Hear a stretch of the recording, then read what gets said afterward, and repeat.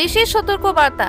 বেশ কিছুদিন ধরে কিছু অসাধু চক্র ভারত সরকারের উত্তর পূর্বাঞ্চল উন্নয়ন ও শিক্ষা মন্ত্রকের প্রতিমন্ত্রী, রাজ্য বিজেপির সভাপতি তথা বালুরঘাট লোকসভা কেন্দ্রের সম্মানীয় সাংসদ ডক্টর সুকান্ত মজুমদারের ছবি ব্যবহার করে সামাজিক মাধ্যমে মিথ্যে বার্তা সম্প্রচার করাচ্ছে। এই জন্য সেই সংস্থার বিরুদ্ধে দক্ষিণ দিনাজপুর জেলা পুলিশ সুপার চিন্ময় মিত্তালের কাছে লিখিত অভিযোগ করলেন ডক্টর সুকান্ত মজুমদার মহাশয়। কলকাতা থেকে সুমনের প্রতিবেদন আজকাল নিউজ।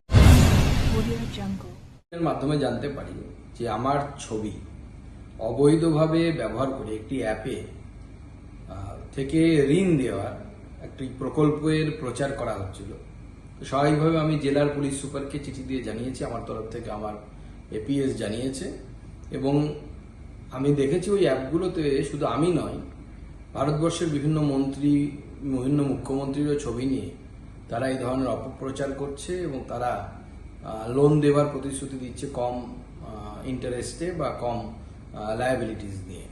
স্বাভাবিকভাবে আমি এর কমপ্লেন করেছি। আমি আশা করব যে জেলা প্রশাসন এবং রাজ্য প্রশাসন এর উপযুক্ত তদন্ত করবে।